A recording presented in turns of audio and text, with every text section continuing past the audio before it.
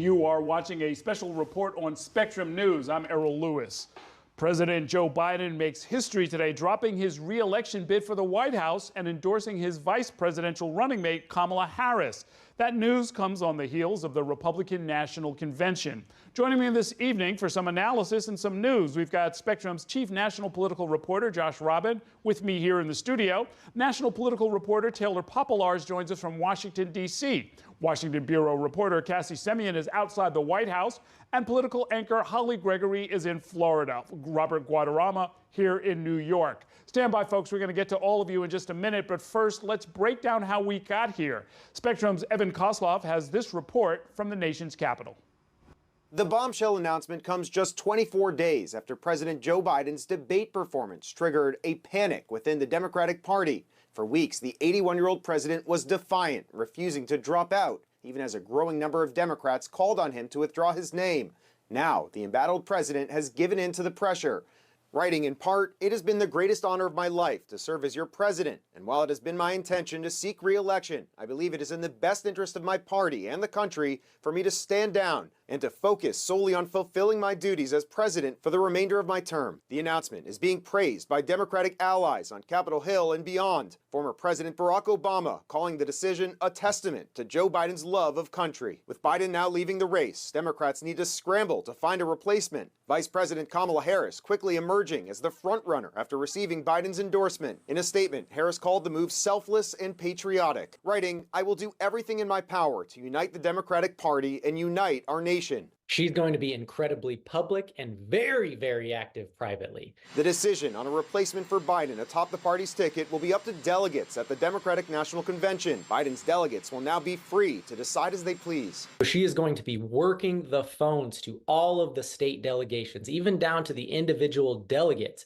And then publicly, she's going to be very active in just kind of presenting herself as the front runner by de facto. If Harris is the presidential nominee, she'll also have to pick a running mate. Possible options for a vice president include governors like Andy Beshear of Kentucky and Josh Shapiro of Pennsylvania, as well as senators like Mark Kelly of Arizona. Chris Devine from the University of Dayton wrote a book about vice presidents and explains what Harris would be looking for in her VP selection. Voters really put a premium on credibility. Someone who, they don't have to have decades of experience, but at least be plausible as someone who could take over that important role, and again, even the presidency if necessary. Former President Donald Trump is also responding, his campaign launching a multi-million-dollar ad campaign targeting Harris, accusing her of covering up Biden's decline and arguing that she is just as responsible for his record as president.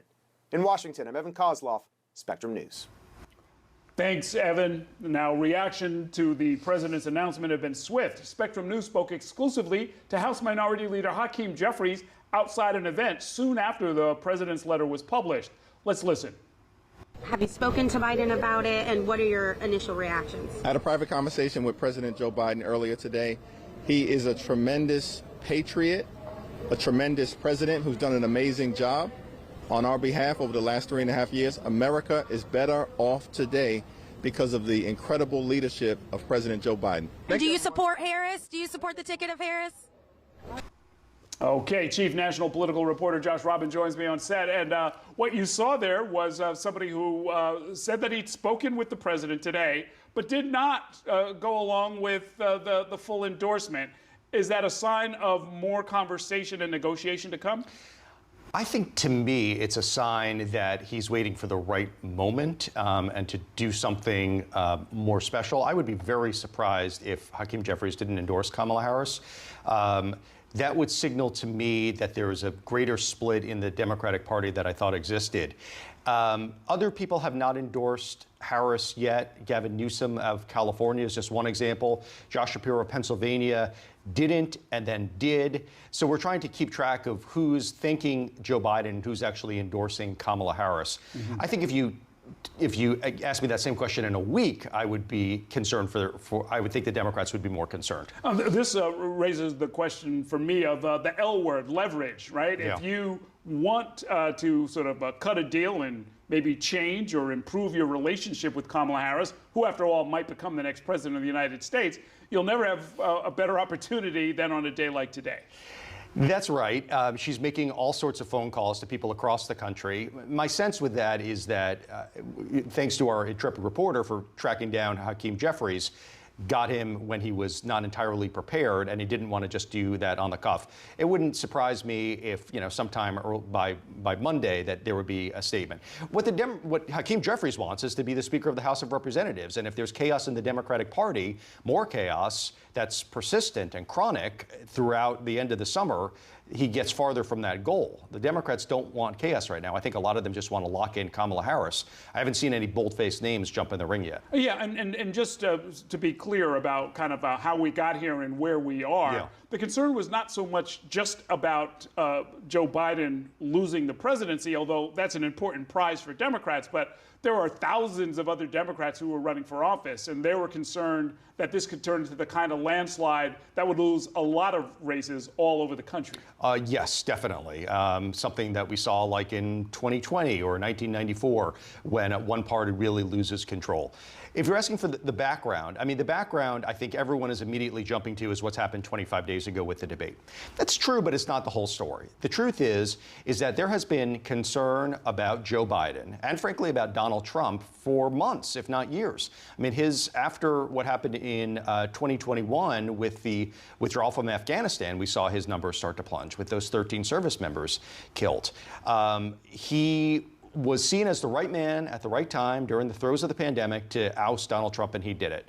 He was doing very well in polls throughout the run-up to that. Since then, really, it hasn't been particularly good for Joe Biden. There's obviously the age issue as well. There was long-standing concern that he was not looking particularly spry, and the debate just kind of forwarded that more. He had a very good performance during the State of the Union before that. Now, the other thing to mention is that there has been longstanding concern as well that people didn't like either guy. They didn't like Donald Trump and they didn't like Joe Biden. Just walking down the street, I can't tell you how many times people say, I don't like either one of these options. I don't know what I'm going to do. Now, Joe Biden has followed that and has gotten out, and I think that they're going to point to the fact that, Donald Trump is still in, but Kamala Harris has her work ahead of her. Okay, thanks very much for that. Now, national political reporter Taylor Popolars is in our Washington bureau. And Taylor, what has been the broader Democratic response? What are they saying down there in Washington? It's interesting, Errol. There's kind of two trains running parallel to each other. There's the broader Biden campaign response, and our colleague Maddie Gannon was given some details about a phone call that Biden's campaign leadership, his campaign manager and his campaign chairman held with the broader Biden campaign staff, which is a couple of hundred people. And they said something at one part that I thought was interesting.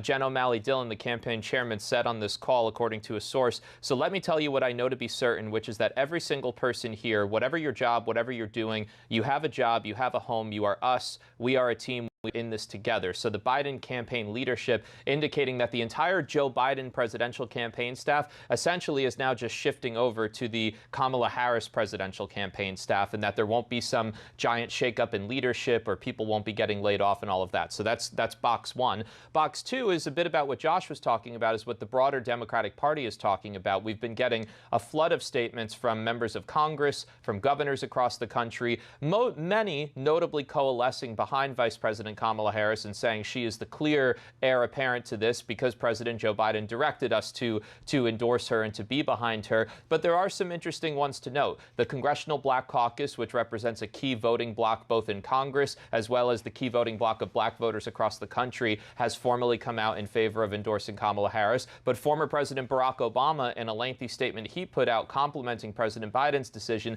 did not come out and endorse Kamala Harris. And he talked about kind of the process ahead, and eventually we'll all coalesce behind a nominee. We've heard from groups like the Congressional Progressive Caucus that they came out with a statement praising Biden's legislative record, but didn't name Kamala Harris. But then you had Congressman Jim Clyburn, the prominent South Carolina Democrat, who's credited with reviving Joe Biden's 2020 presidential campaign. He automatically came out and said, I'm backing Kamala Harris. So there's definitely kind of some three-dimensional chess being played right now. And as Josh alluded to, even some of the governors who could be potential running mates with Harris, we heard from Pennsylvania's Josh Shapiro, but we haven't heard from a few others. So it's a very fluid situation. But right now, the majority of Democrats are coming in favor of coming behind Kamala Harris, but there have been some notable ones saying maybe we should have a broader process. Maybe there should either be an open convention, or there should at least be a couple of weeks where various candidates are making their pitches.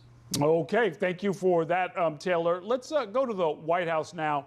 And Cassie, what does Kamala Harris need to do to really lock down this nomination? I know there are some outstanding logistical and even legal questions that are floating around out there.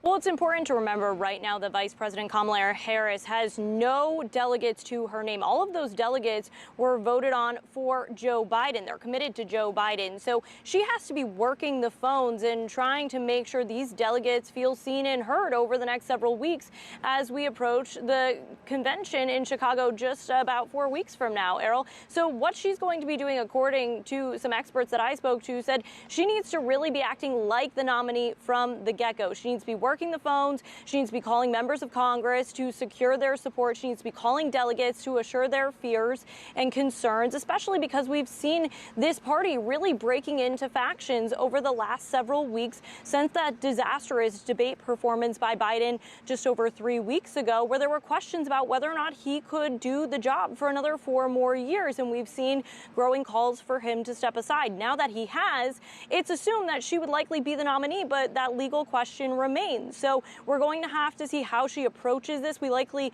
won't hear from her until we hear from the president himself. But the thing here is that she is going to have to be hitting the ground hard over the next few weeks, campaigning, talking directly to American voters.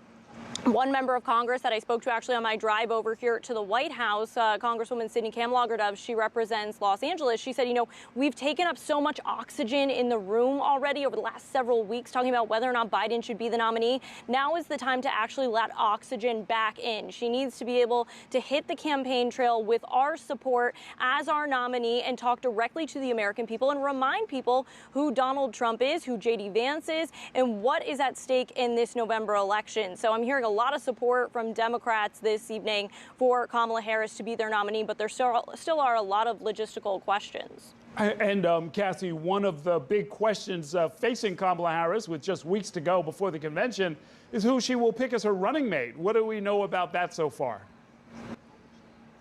Yeah, so some of the names that are being floated, I know we have full screen to show you their faces. Some of our viewers may not be familiar with them, but some of them are Governor Josh Shapiro of Pennsylvania. He's a first-term governor. He has a Republican state Senate and a state House that's controlled by Democrats. So he's used to working with the divided government. He's incredibly popular in Pennsylvania, which is a key swing state that helped deliver Biden the White House in 2020. He's already thrown his support behind Harris. Governor Roy Cooper of North Carolina, he's a popular Democratic governor in a purple swing state. He's one of the few Democrats in North Carolina that's been able to win statewide in recent years. He's term limited, a big supporter of the Biden-Harris administration. He has not backed Harris just yet. Governor Andy Beshear of Kentucky, he was recently reelected in November. He saw Kentucky through the pandemic, deadly tornadoes in the western part of the state. Deadly flooding in the eastern part of the state. He's very popular as a Democrat, despite being in a red state, deeply red state. He's formed a political action group to help Dems like Sherrod Brown and John Tester, two Democrats who have really tough Senate reelection bids. He keeps saying he's flattered that his name keeps coming up for a potential role as vice president or potentially topping the ticket, but thinks it's more of a reflection of the good things that are happening in Kentucky, according to our reporter Aaron. He has not backed Harris just yet. Governor J.B. Pritzker is another name from Illinois that we've been hearing a bit. The state will host the DNC just a month from now or so. Pritzker has been a staunch supporter of the Biden-Harris administration. He's also term limited, has done really little to quell the rumors. He has his sights set on higher office once he's done in the governor's mansion. He has not thrown his support behind Harris just yet. Senator Mark Kelly is another name that is floating around, the senator from Arizona. He's a former Navy combat pilot and astronaut. He's the husband of Gabby Giffords, the former Arizona congresswoman who was shot during a district event in 2011. She did survive, and the pair have become really staunch advocates for gun control legislation at the state and federal level. Kelly has already endorsed Harris, and some interesting commentary I saw online. Meghan McCain, the daughter of former Arizona Senator John McCain, wrote on social media that Senator Mark Kelly is very dangerous for Republicans. He and his wife, Gabby Giffords, are Arizona icons and both American heroes. That's another district, of course, at play in the 2024 election. Secretary Pete Buttigieg is another name. He's very popular, a great messenger for the Biden-Harris administration, and he's also someone who ran against Biden in 2020. He's someone who is very young part of the administration, can really combat that age concern that we saw with Biden. So it will be interesting to see which way we actually see movement in the coming days, but those are just some names that we're starting to hear. Okay, whole lot of choices there. Thank you for that, Cassie. Now, political anchor Holly Gregory is joining us now. Holly, what has been the Republican response as the Democrats voyage into this uncharted territory? Yeah, the reaction, Errol, today has been swift and steady all day long to this news. And I think one thing is clear through all of the noise here that we're hearing is that as of today, this is a very different race. And there's no doubt about it, Republicans did not want that. They wanted Biden to stay in this race. And the reason for that was, pretty obvious and made even more so today. You had that poll that came out from the Detroit Free Press showing that swing state Michigan, Trump was up by 7 points. That would be a political earthquake for Democrats. So, they were hoping Republicans were that was going to continue. But now the calculus has changed. And you can see this race already. They're beginning to pivot here to focus on Kamala Harris. It's not etched in stone that she's going to be the nominee, but it certainly seems to be trending that way early on, and they are acting, Republicans, as if that is what is going to happen. In fact, already today, the Trump campaign has an ad against Kamala Harris just out today after this happened.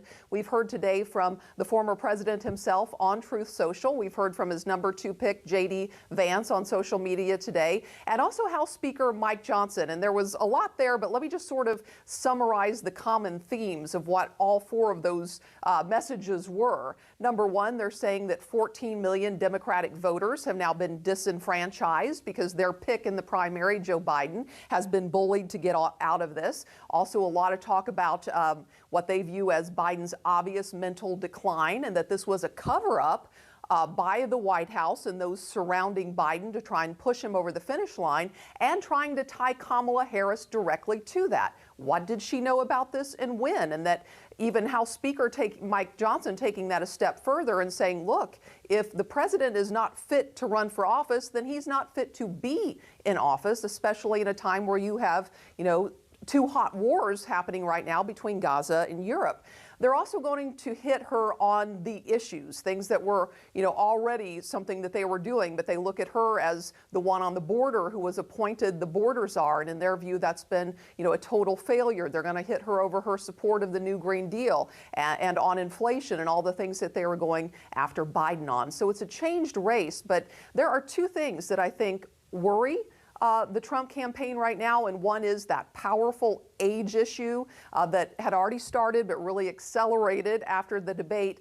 That's now off the table, so that gets taken away. And then number 2 is the fact that, Trump himself, even though the party is certainly united behind him, even more so after the assassination attempt, you still have the fact that he is a very polarizing figure, and that is an understatement. There is still, Errol, a big percentage of people who are not going to vote for him no matter what, and a big percentage of voters throughout this election who have said they want someone new. Well, now there's someone new, or there's going to be anyway, so we'll see how that changes things. Right. And then I guess one additional complication, Holly, is they don't know who her running mate is going to be, assuming that Harris becomes the nominee. That makes it a little more difficult for J.D. Vance, the Republican vice presidential candidate, to figure out who he's going to debate or how he's going to debate that person. Yeah, it sort of puts them in this awkward spot. I mean, they've been geared in one direction all of this time, and now they're going to have to pivot to find out. I'm sure the opposition research is starting on all those people that Cassie just mentioned. But the other thing, you've also got, the Republicans just wrapped up what they consider to be a very successful RNC. Well, now you're going to have the Democrats going into the DNC in Chicago.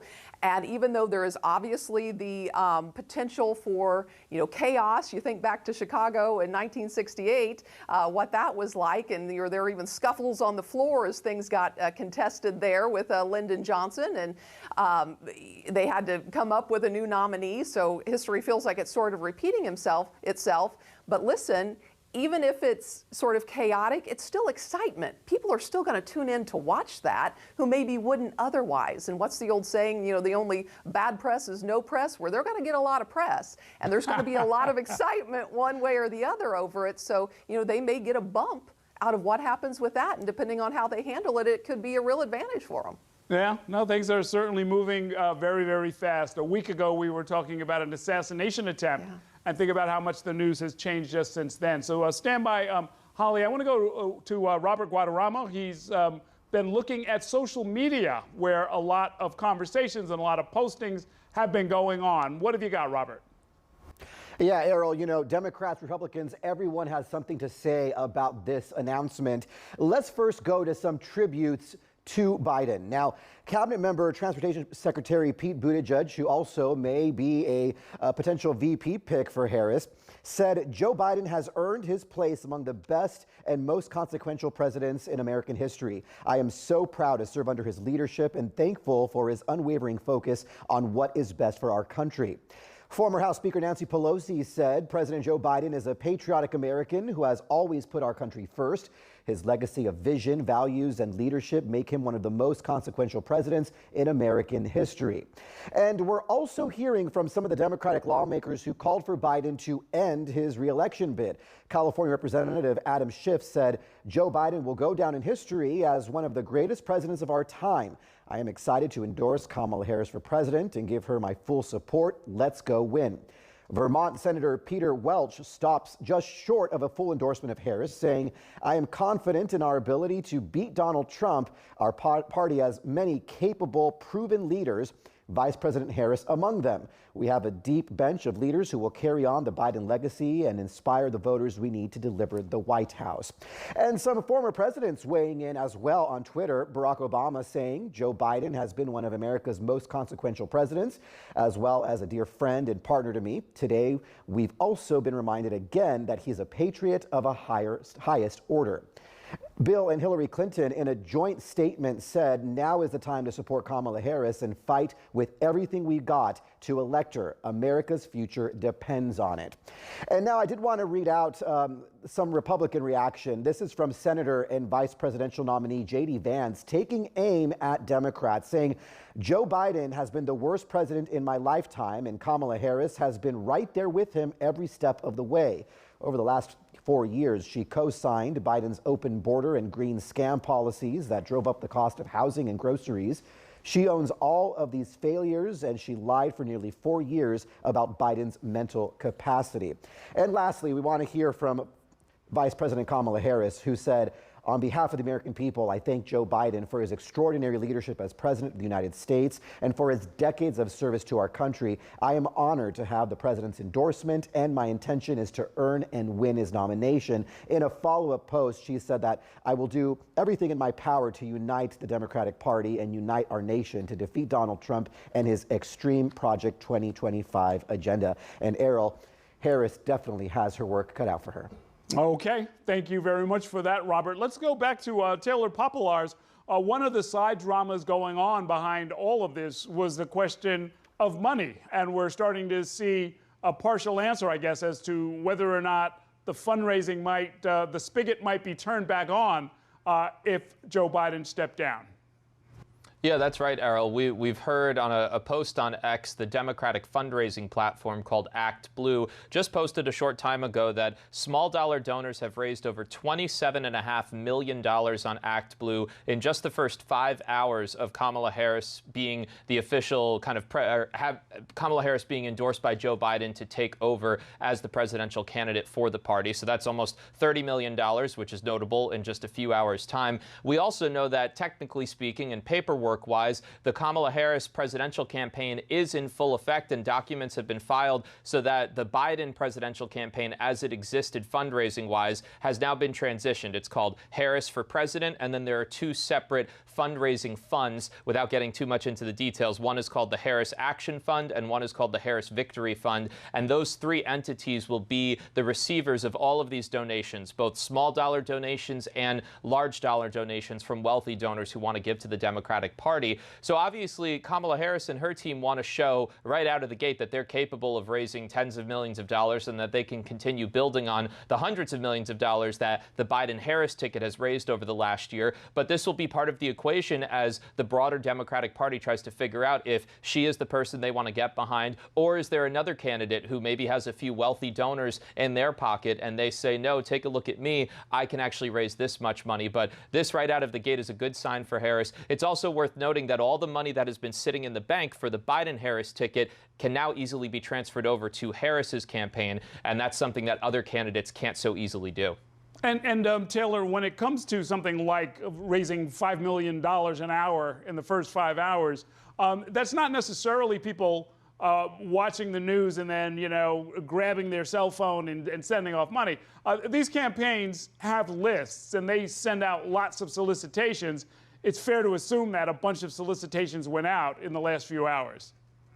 That's right. And these solicitations in the digital age, they come through social media. They come as text messages to your phones. They come as emails right into your inbox. It's rare that, you know, you're getting a piece of physical mail and you're going to mail in a check these days. But I think what's notable is just an indication of how fast moving this process was when Robert was reading that tweet that Kamala Harris put out several hours ago that included a fundraising link to that platform, Act Blue, that we were talking about. When you initially clicked on it, it said donate to Kamala Harris, but then in a lower section, it said this contribution will help out Joe Biden. So it was an indication that the campaign, things were moving so fast that they hadn't even been able to update all of the language that was going through. But obviously, as each hour passes and Kamala Harris builds what will now be a very quick and out of the gate presidential campaign, all of that will be adjusted and she will be the main recipient of all of this money.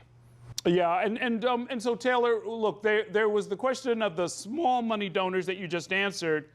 Do we know anything about the big money donors? There was some reporting that a lot of the folks who write the big checks had said that they were going to hold them back until and unless Joe Biden dropped out of the race.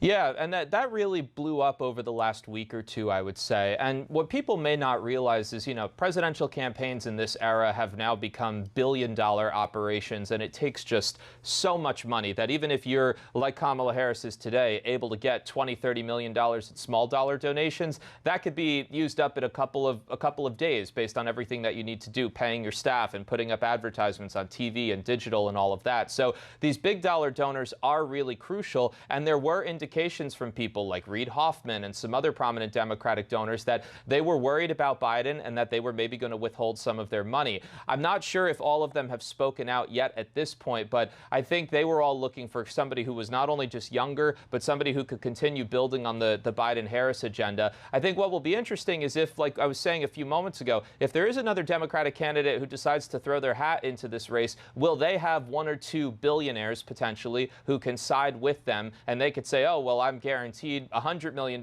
from these few folks, so I should be taken seriously. That could alter the trajectory moving forward in the days and couple weeks before we get to the Democratic convention. But a lot of Biden donors were very complimentary of Kamala Harris and her tenure as VP, especially in the last few weeks as concerns about Biden's age started popping up. So I won't be surprised if many of them continue to line up behind her because Biden has in essence blessed her, and a lot of the key Democratic figures that were big proponents of Biden are also big proponents of Harris so far. Yeah, and look, and since we're talking about money, this is somebody who's been in politics for a long, long time as San Francisco District Attorney and as Attorney General of the state of California and as a senator from California.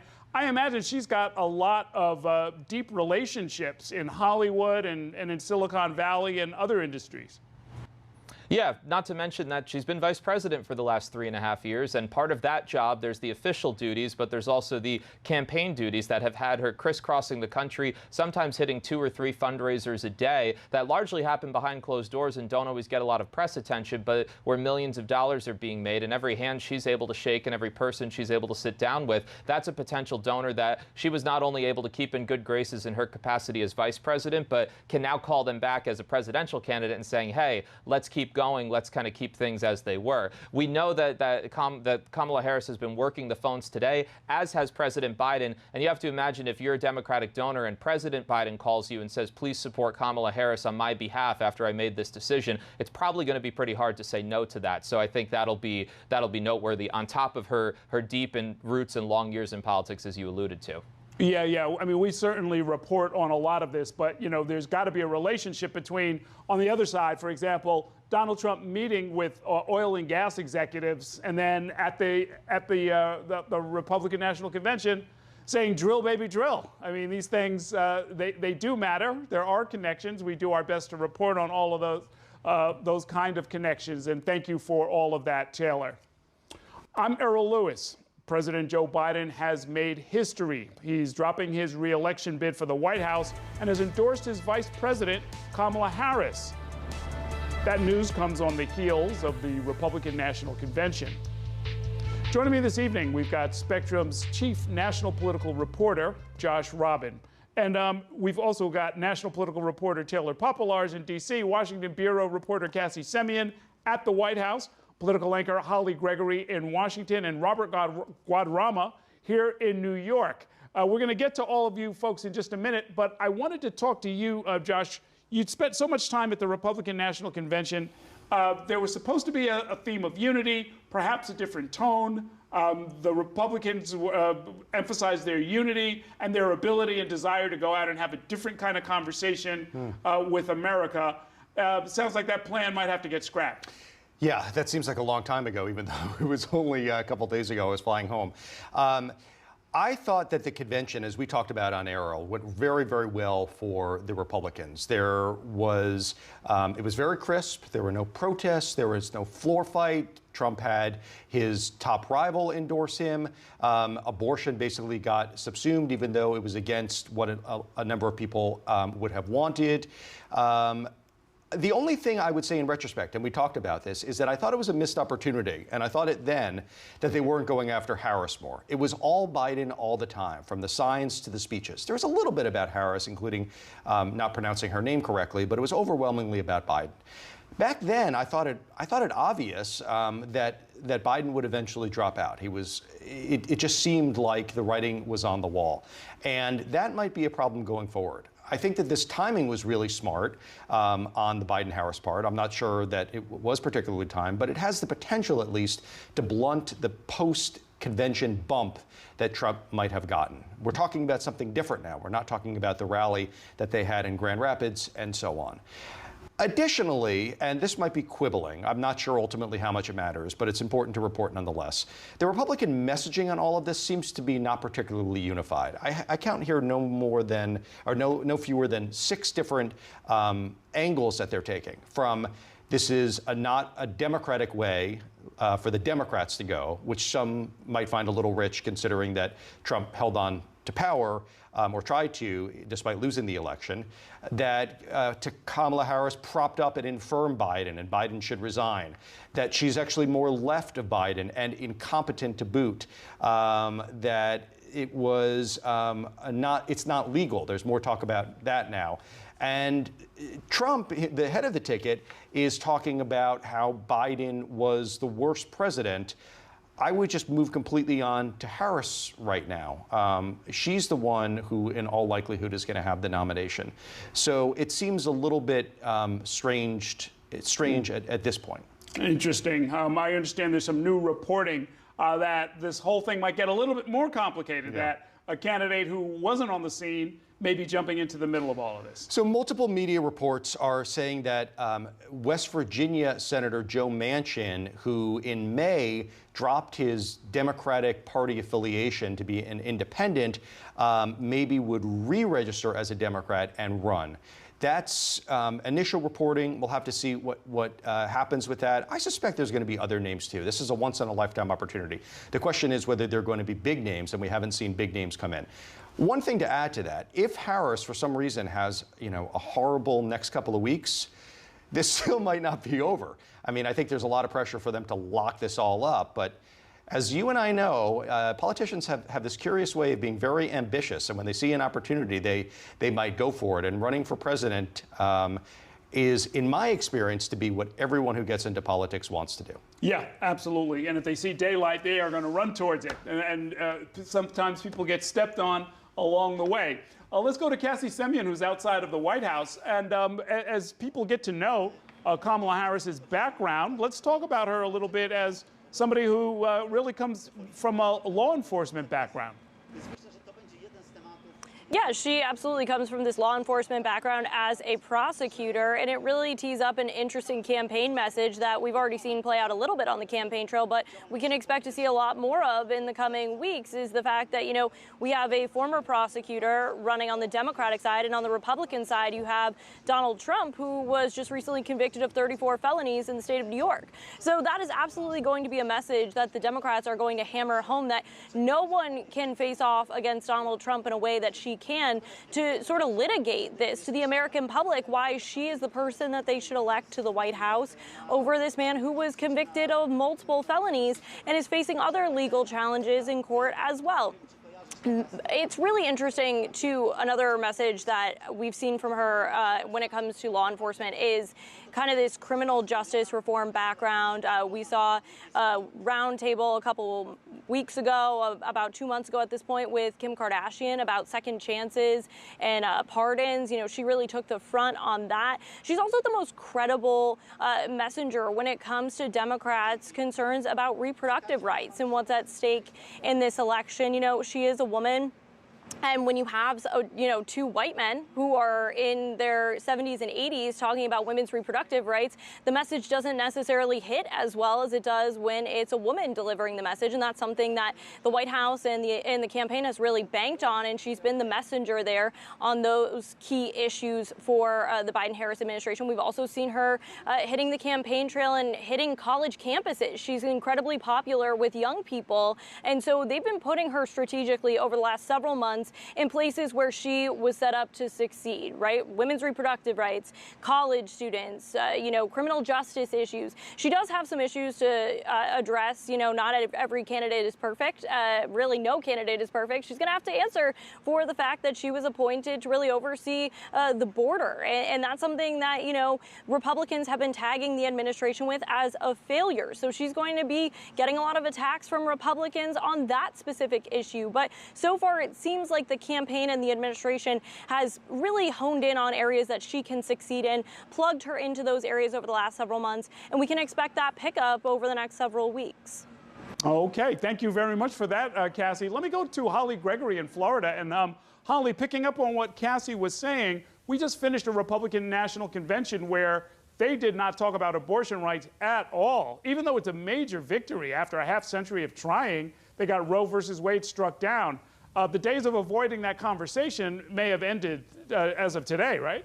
Well, Democrats certainly hope so, and they're going to see to it that that is the case. Kamala Harris has been here in Florida a couple times, and she's scheduled to come back soon to talk on that very topic, as we have it as a ballot issue. We have one of the strictest, laws in the country, a 6-week abortion ban, and now in November, voters will get to decide if they want to restore abortion rights. So she has been out front on that, and they will want to keep her out front on that. But, I will just say, as I was mentioning earlier, Republicans were hoping against hope that Biden was going to stay in. But if they had to pick somebody else, if they had to pick an alternative, I think Republicans would say we will go with Vice President Harris, because they believe that she is deeply unpopular. And I mean, if you look back when she was running in the primary against Joe Biden, she didn't even get to Iowa. She was the first to have to get out because she did not have the support. She's from a very liberal state, so there's a liberal history, like support of the Green New Deal, that sort of thing that goes along with her. And I think that there are some real questions that are going to be asked over and over again when it comes to what did she know about what was going on with the president. I think you look back at what the White House had to say when that Wall Street Journal report came in that had 45 sources that they worked for months on talking about the decline that people had noticed. I mean, the White House demonized those two reporters, and it was a lie. Look what they did to Robert Hur when the special counsel report came out that he issued that said, you know, he was a well-intentioned elderly man with a poor memory. I mean, they just, you know, eviscerated him over that. So what did Vice President Harris know about this? Was there obvious decline? And that is something that Republicans are not going to let up on. They're going to want to pivot Democrats that conversation, though, back to abortion rights, and it is certainly a winning message for Democrats. Republicans are very aware of it. That's why you didn't hear a peep about it other than the pastor, Mr. Graham. He sort of alluded to it with saying that Trump at the RNC, when he was praying, you know, Trump had appointed conservative people to the high court, and we all know that led to the overturning of Roe versus Wade. But they, by design, did not want that to be, you know, mentioned. And J.D. Vance has a very extreme position with not believing that exceptions should even be included when it comes to abortion. So that's a real contrast, and that's a real Achilles heel for Republicans, and they're aware of that. And how might that play out? You mentioned that Florida's got a referendum question. I think the same is true, or a similar question is going to be on the ballot in Arizona, another swing state. How do you think that will affect turnout? How's that affecting the conversation down there?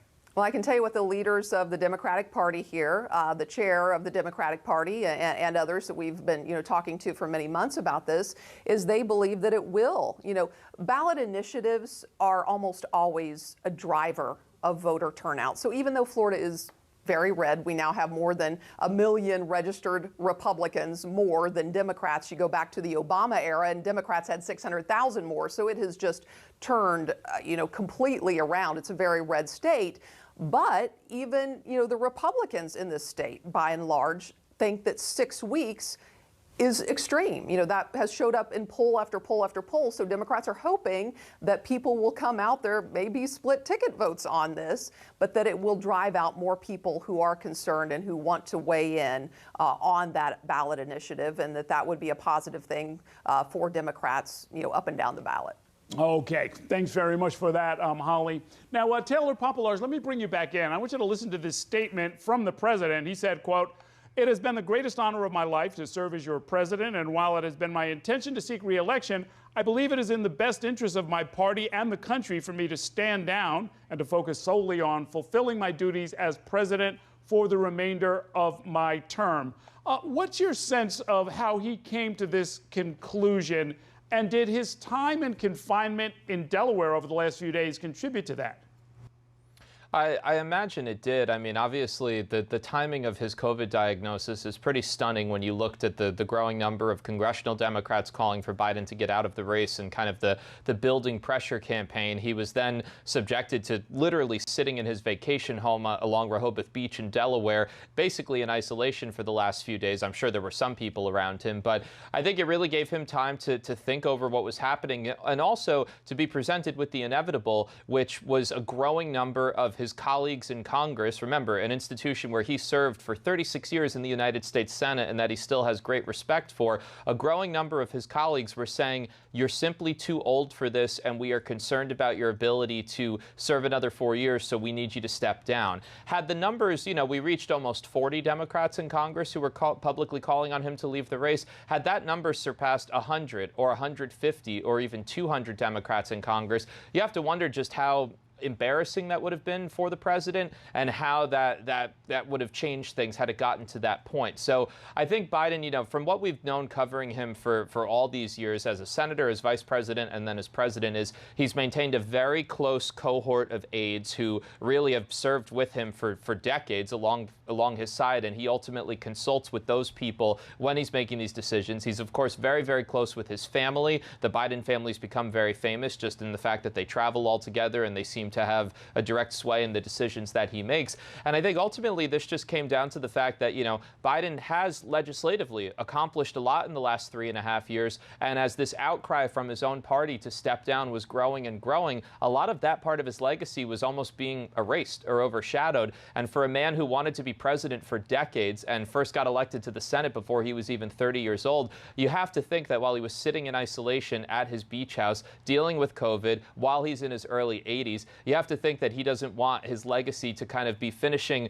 on this type of note of literally being pushed out of his party in a way that's not on his terms. And at least now he could handle it with this statement and kind of, you know, ride off into the sunset for the next 5 months as an elder statesman, if you will. And Taylor, not to cast aspersions on any of the dozens of Democratic office holders who called for Joe Biden to step down, I'm sure they were concerned about the fate of the country, but I noticed that a lot of them were in swing districts where their own elections are at stake.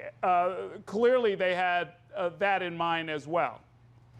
It is. And, you know, you could look at some of the key Senate candidates. John Tester in Montana and Sherrod Brown in Ohio are two Democrats that are extremely vulnerable because they represent states that Donald Trump won twice. And if they lose their seats in the Senate, Democrats can pretty much kiss having control of the Senate goodbye. But there were also Democrats in safer seats, like Martin Heinrich from New Mexico, who came out a couple of days ago and said Biden should step aside. And pollsters and analysts were looking at that and saying, man, in a state that I think Biden won by about 10 points in 2020, if Senator Heinrich, running as an incumbent, is trying to distance himself from the party's presumptive nominee, that must not be a good sign. And that must not be a good sign for Biden's chances there, but also for these lower ticket items. And you had a bunch of House members. You know, Congress remains so divided. Democrats have the slightest majority in the Senate, and Republicans have a slight majority in the House, that if Biden were to stay in the race and he had a downward impact on some of these races, Democrats could lose control of the Senate. They could continue having a Republican-controlled House. And then if Biden or any other Democrat were in office for the next 4 years,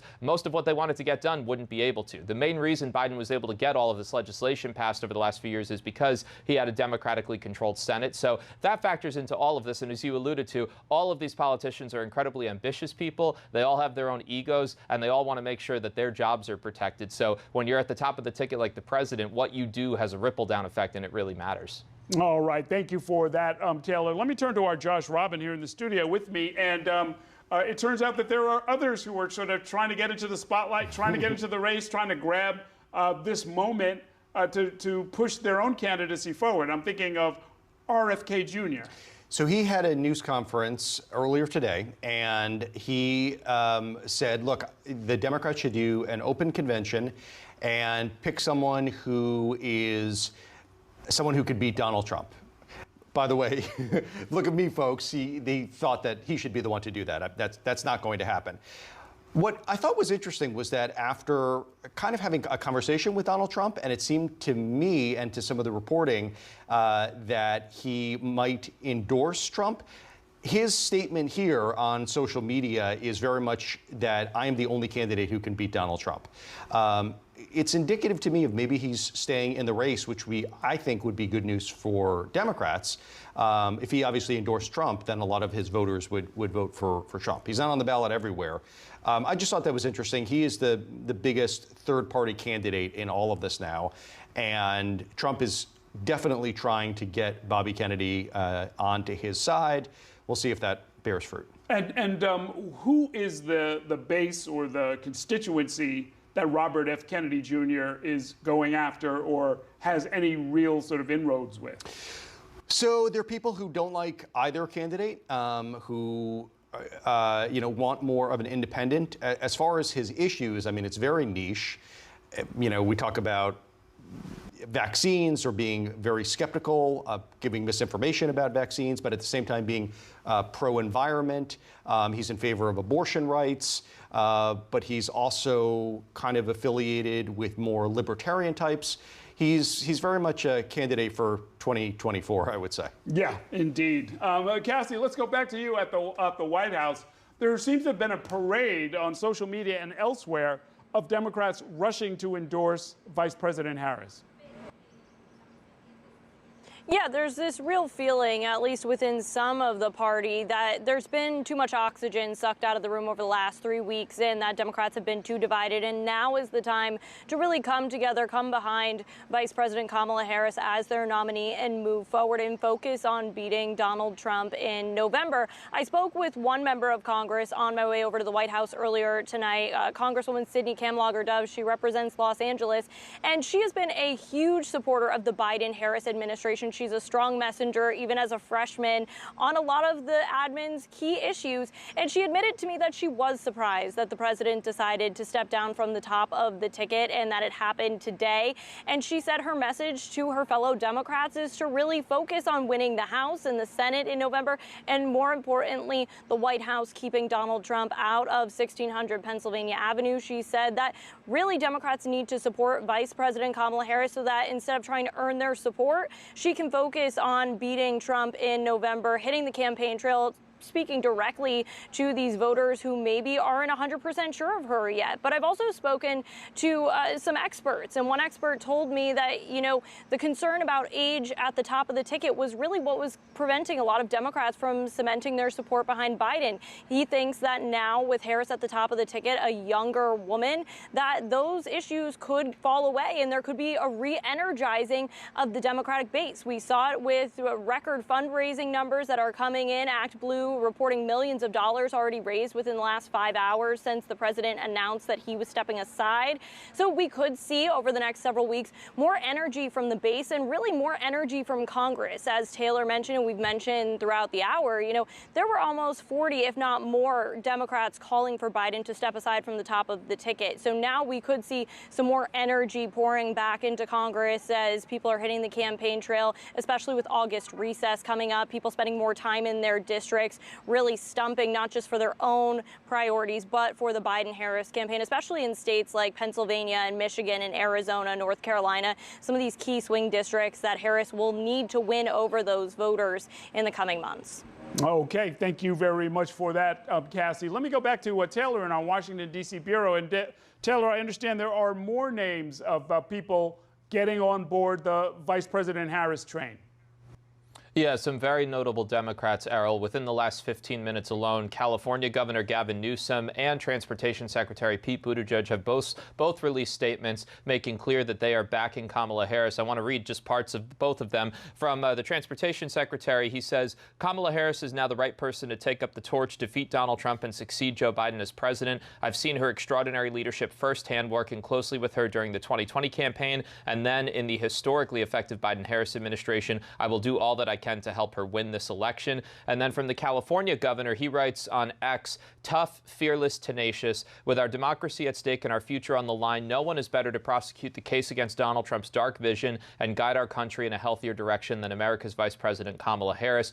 Earlier this evening, we heard from Pennsylvania Governor Josh Shapiro also coming out in support of Harris. So these are key leaders of the Democratic Party that in so many ways represent the future, either as current governors and current cabinet members, potential either vice presidential picks or presidential candidates themselves. So it's very notable that these allies of Joe Biden are now following his lead and coming out in support of Harris. And she's going to need all that support she can get to try to kind of coalesce the base as quickly as possible, because the convention is coming up on August 19th. Okay, thank you, Taylor. Let's go to Robert Squadorama. You've got more news, I guess, from social media about who is supporting Vice President Harris.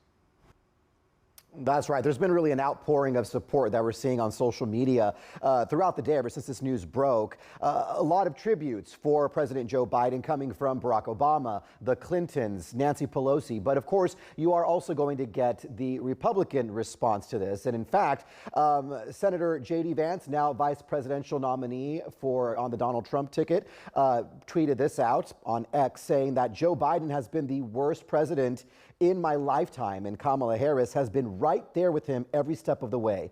Over the last 4 years, she co-signed Biden's open border and green scam policies that drove up the cost of housing and groceries. She owns all of these failures, and she lied for nearly 4 years about Biden's mental capacity. So that statement there really tying Kamala Harris to Joe Biden.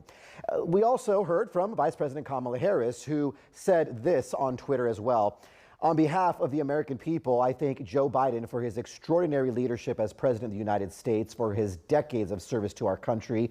I am honored to have the president's endorsement, and my intention is to earn and win this nomination. In a follow-up post, she said that she will do everything in her power to unite the Democratic Party and unite the nation to defeat Donald Trump in his Extreme Project 2025 agenda. So again, Kamala Harris really doubling down there and saying that she will earn and win this nomination, and she will be very busy over the coming days and weeks doing that. Errol.